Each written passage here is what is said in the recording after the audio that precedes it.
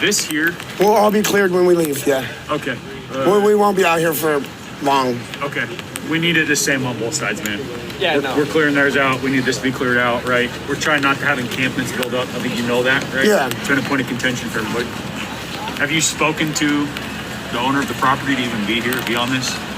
I haven't, no. So it's been a while since we've talked about Portland, but let's check back in and we have a vital update because for whatever reason this weekend, the Portland police decided to finally do their job and start enforcing the law. They have now started to arrest people for charges of disorderly conduct and assault, something we've covered they really were not doing before. And notably, they've just cleared out and shut down the homeless encampment. And yes, that is what it is, a homeless encampment that Antifa was using as a staging ground to riot outside of that ICE facility on a near nightly basis. So the first thing I'd like to say is that I think we should absolutely take this with a grain of salt because we've seen similar actions from the Portland PD before where they clear out the encampment, but then they let Antifa set up another one and they don't do anything about that for several months. They performatively arrest like one person, let them right out of jail the next day.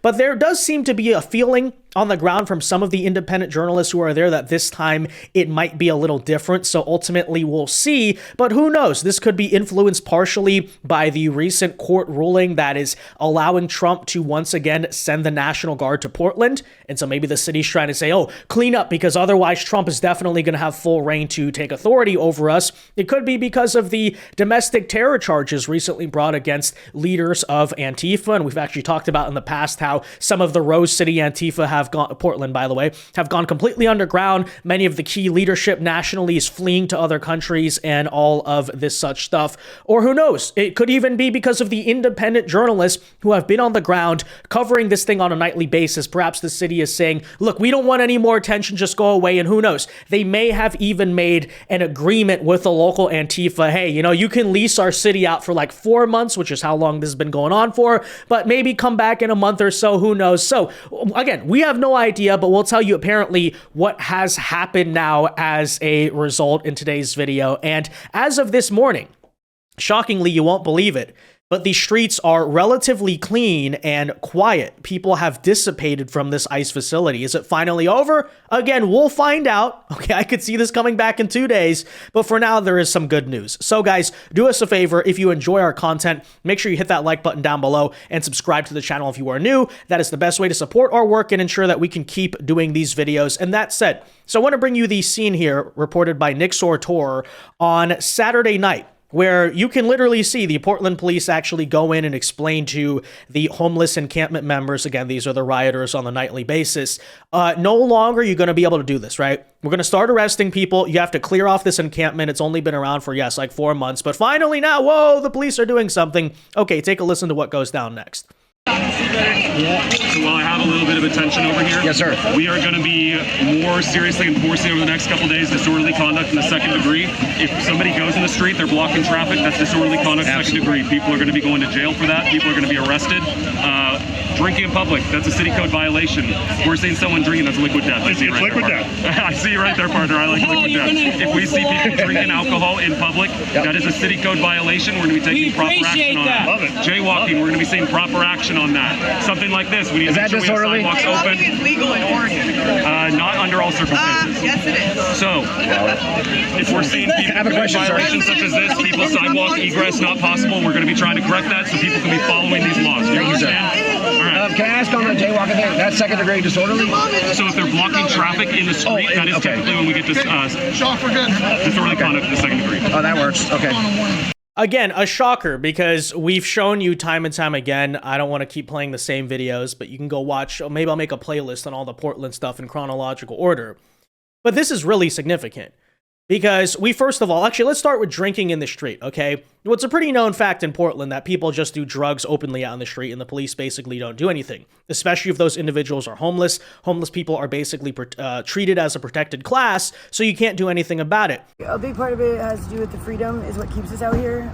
You know, you're your own schedule. You know, we hustle all day, but like it's the busyness of it. And then you go, you know, going to a 9-to-5 job is hard, or you know, going back to the like when we talk about the shelters, the rules, the regulations. Like we don't have really any rules out here except for what we make, and you know, the freedom keeps me out here a lot. Like, but suddenly now they're saying, oh, well, we're going to enforce the laws we have in our books. Yeah, you mean to tell me you've been having them all along? And by the way, how is it not a serious grounds of lawsuit, abdication of duty, something from the mayor and the police chief thus far, that you have existing laws on the books that, by the way, were voted in democratically when you think about it, right? People voted for city council members. Those city council members passed ordinances in the previous years to say, yeah, this is going to be a civilization. This is going to be an orderly society. And how can a mayor just say, no, we're not going to enforce the law? Okay, but fine, fair enough. You see the disorderly conduct stuff, right? In other words, you can't just cause a riot, and notably blocking the sidewalk here and blocking the roads, by the way, on the front of jaywalking. We've literally seen Antifa, by the way, controlling traffic, right? Time and time again in Portland. They just form a mob, block the road, and then the driver will get arrested if they try to go through the crowd, even though the road does belong to the cars. But apparently, again, for whatever reason, you guys can speculate. Let me know in the comment section down below, actually, why do you think the police are doing a 180? But now, here you see them about to clear out this homeless encampment that Antifa has set up, and the Antifa members really do not seem to be all that happy about it. All right, hey, everybody here, we got a couple more things we're gonna work on down the sidewalk. They are working on opening this up. We're gonna come back and check on it. We need people to the best of their ability. The sidewalk is open. Okay. Thank you. We are gonna ask, please, let's not make disturbances while they're opening it. Okay. But we are gonna be coming back to make sure that it's open so people can use it, okay? Thank you. All right, I'm gonna get there right here. Thank you.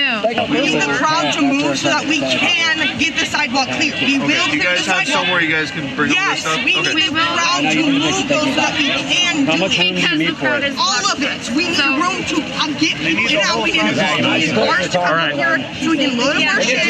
We need to load up our shit. Hey, somebody go get that wagon so that we can do that. That would be so much better. I can't 100% control people's freedom of movement, but I can try to tell them to give you some space so you can do that, okay? Thank you. We're just asking. So, you know, it's also pretty interesting that these Antifa are actually cooperating with the police. That's why I also bring up the speculation that, is there some type of backroom deal being done here, right? It's like, okay, so we've done our damage, we've terrorized ICE enough, because we've covered before, by the way, how the city government and the police are in the pocket of Antifa, or perhaps it's vice versa, who really knows? That's why I've been saying, by the way, these cities in an open state of insurrection because they're actively sponsoring the violence and domestic terrorism. By the way, the fact that they just allowed this for 4 straight months and only now are beginning to do something, to me, rings as more proof of that. So that's a little interesting. It's also interesting to me that the police are actually talking to the independent journalists and trying to get it to be seen, hey, look, we are doing something, we're enforcing the law,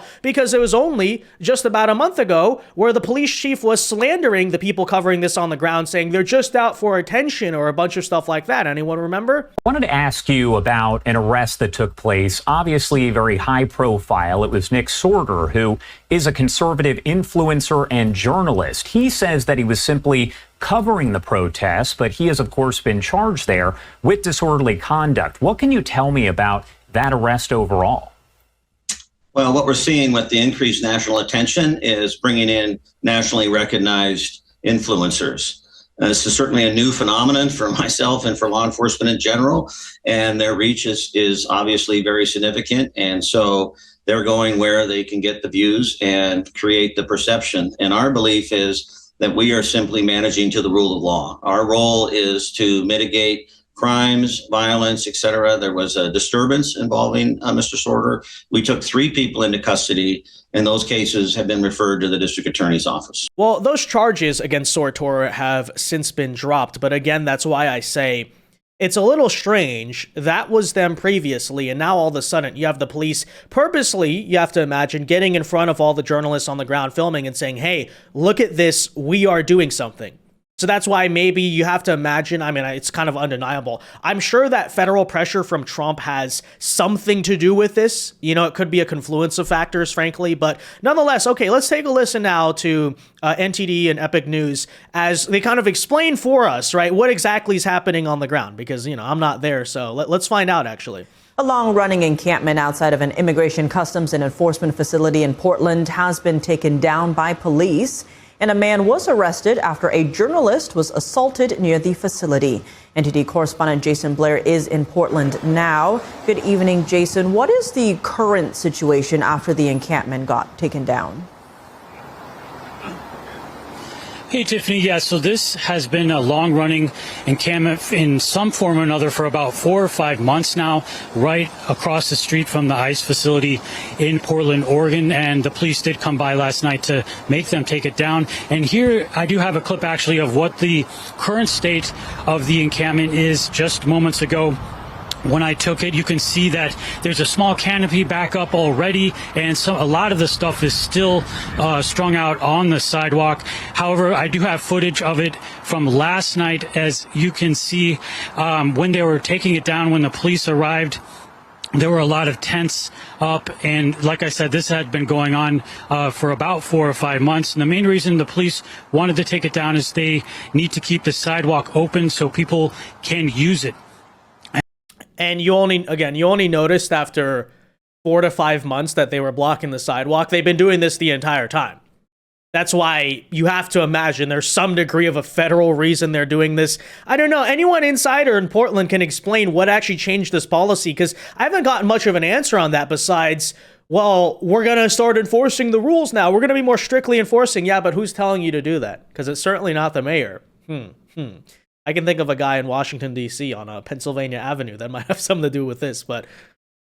And a police sergeant said last night that they are going to be coming into the area more often to get more strict with enforcing laws in this area for, quote, the next couple of days. And this includes cracking down on public drinking, disorderly conduct, and jaywalking. And he said if someone is blocking traffic, that it will be disorderly conduct in the second degree, and someone can actually go to jail for that, which blocking traffic has been an ongoing issue with the facility. Cars are constantly driving in and people are spilling over in the sidewalk, and I think this encampment was contributing to that quite a bit. And imagine hearing that from the police. We're going to start enforcing the law. You weren't enforcing the law before? Yeah, but of course the answer is no. However, as you heard there, only for the next few days. Okay, so we're going to get a week of peace and quiet in Portland. What happens after that?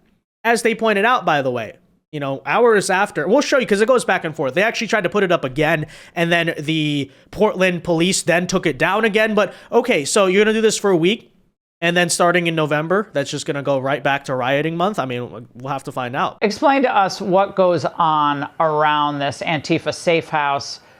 Is it still up and running? And do you agree with Brandy? There's no time to celebrate here because this is just a temporary reprieve that the residents are getting.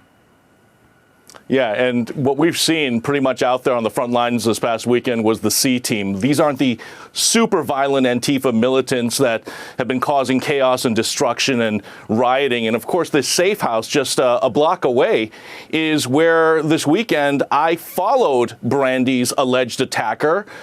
He or she, because we just can't tell the gender at this point, was surrounded by other Antifa militants with umbrellas and led into the safe house. So this isn't just the first or second. This is now, I think, at least the third or fourth time that this apartment has been opened up to Antifa militants. And look, anyone can hang out there. I'm cool with that. But when you're harboring an alleged assault suspect, that's when it gets problematic. The encampment was also kind of a source of lots of fights. Sometimes people, especially when some of the pro-ICE supporters would try to walk through that area, there would often be a confrontation leading to sometimes a physical altercation with injuries. Back to you.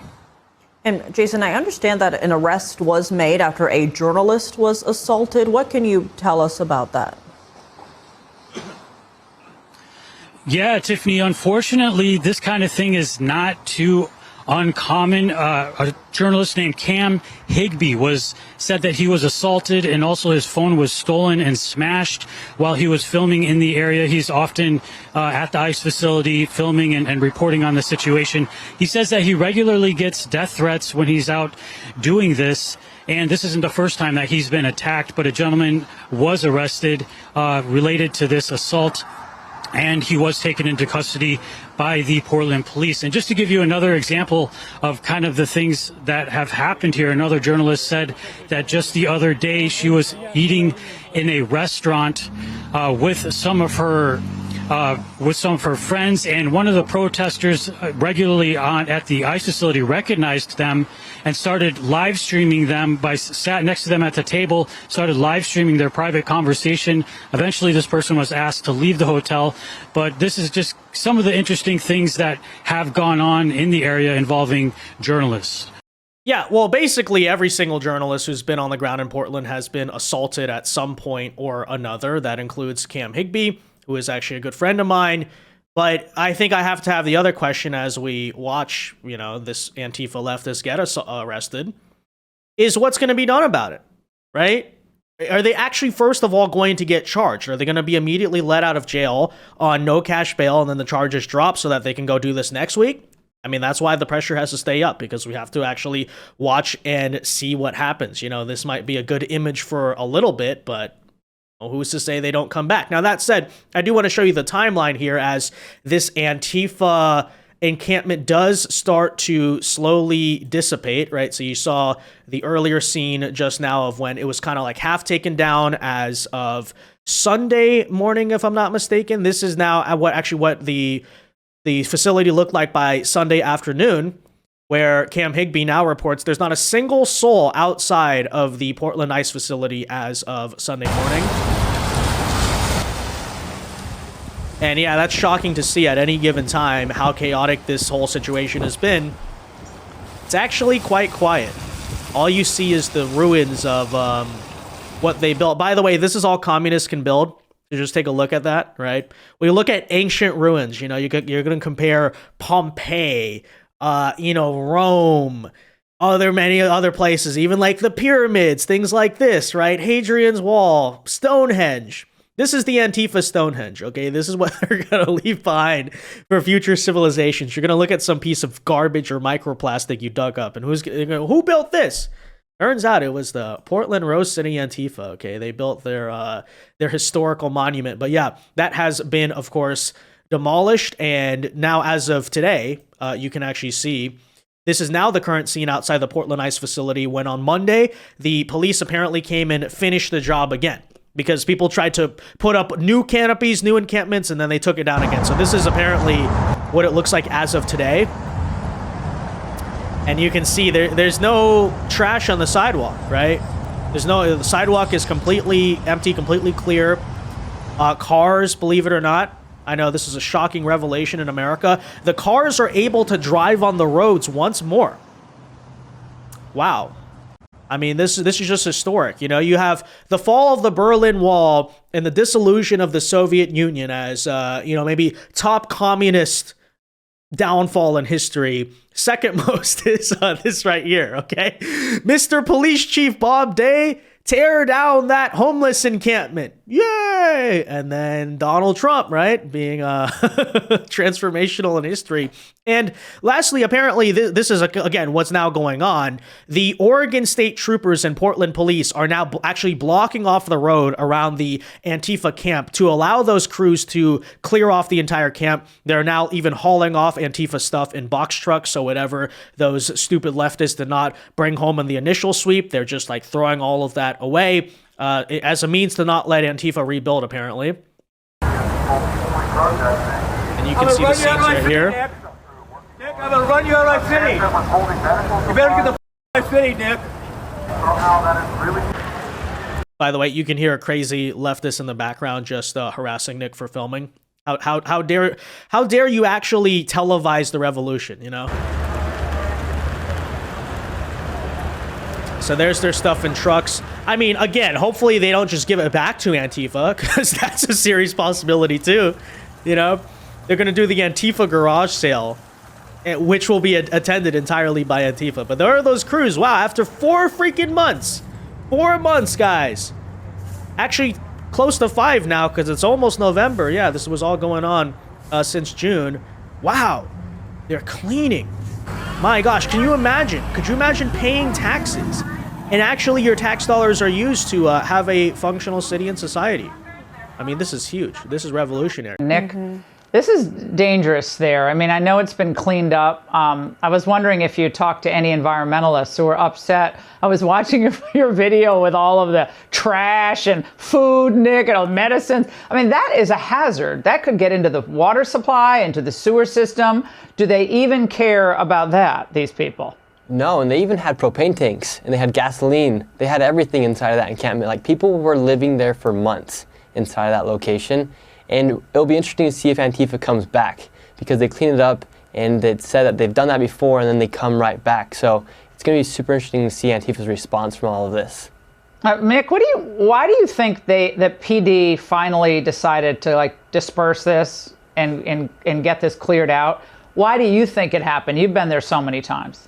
Well, it's such a bad look on them, right? I mean, to know that these Antifa members are running their streets and they could just come and simply enforce the laws, which they weren't doing until this weekend when they said, all right, you guys got to move out of the sidewalk. You cannot be sleeping here. There's residents that need to sleep. There's people that want to actually be able to walk their dogs and not have to worry about what sidewalk they're walking on. And so the Portland police finally decided to step up. I know it's because they're probably scared that the National Guard will get deployed and they don't want to get big brothered by them, right? And so I believe that's probably a big reason why. So again, guys, there you have it. Antifa in Portland as of now, pretty quiet. We'll see how long that lasts. Who knows, right? But good news for now. And again, gonna have to see, I don't know, is this a minor optics change or are they actually just done with this? Well, we'll find out. That said, guys, do us a favor. If you enjoy our content, make sure you hit that like button down below. Subscribe to the channel if you are new. And until next time, God bless and peace.